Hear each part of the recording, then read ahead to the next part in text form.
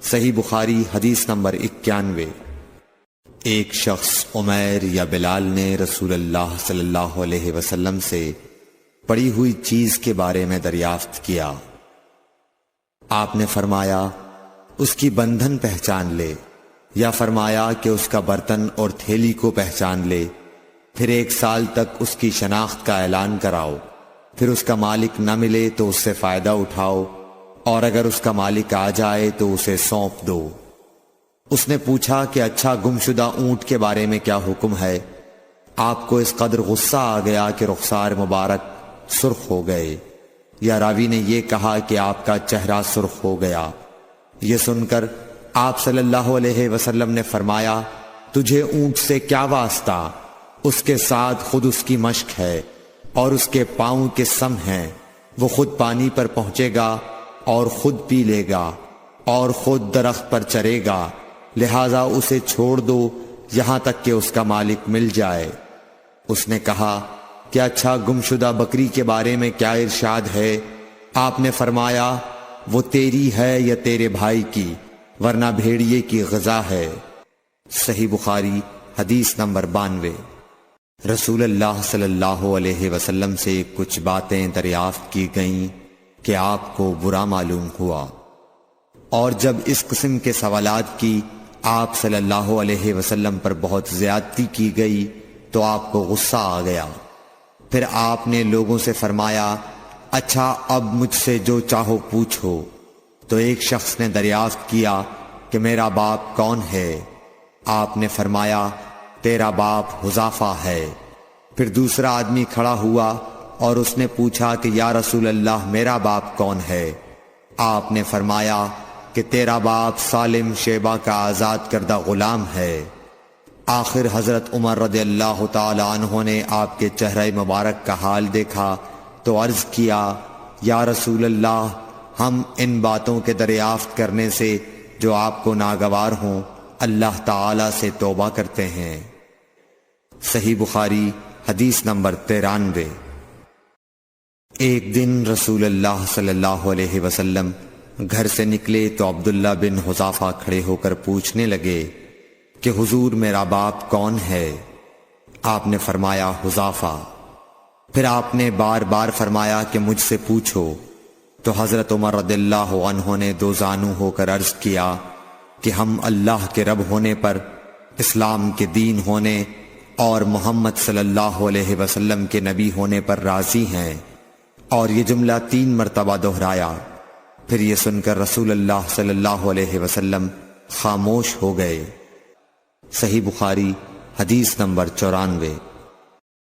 نبی اکرم صلی اللہ علیہ وآلہ وسلم جب سلام کرتے تو 3 بار سلام کرتے، اور جب کوئی کلمہ ارشاد فرماتے تو اسے 3 بار دہراتے یہاں تک کہ خوب سمجھ لیا جاتا۔ صحیح بخاری حدیث نمبر 95۔ رسول اللہ صلی اللہ علیہ وسلم جب کوئی کلمہ ارشاد فرماتے تو اسے 3 بار لوٹاتے یہاں تک کہ خوب سمجھ لیا جاتا، اور جب کچھ لوگوں کے پاس آپ تشریف لاتے اور انہیں سلام کرتے تو 3 بار سلام کرتے۔ صحیح بخاری حدیث نمبر 96۔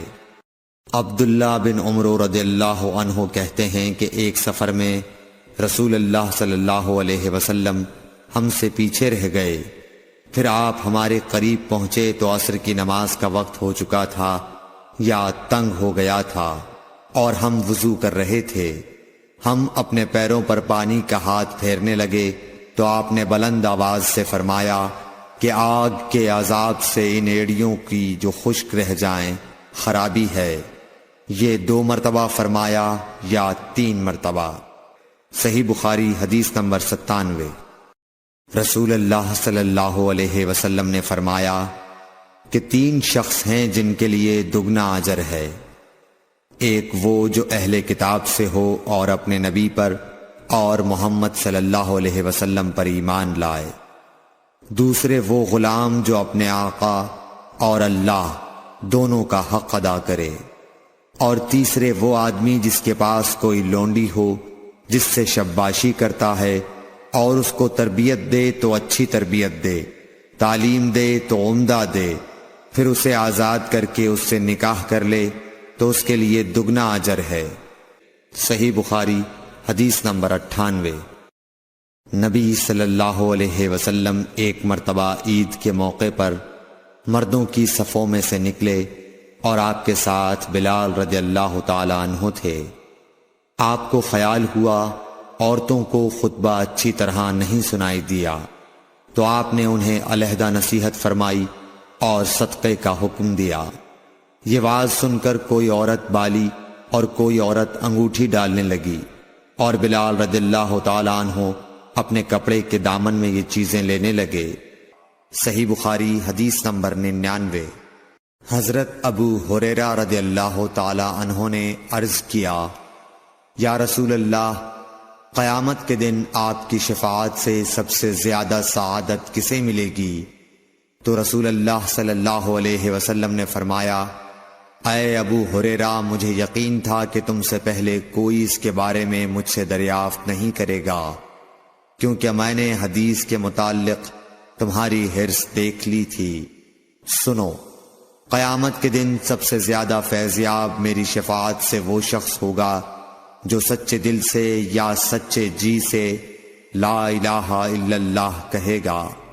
صحیح بخاری حدیث نمبر 100۔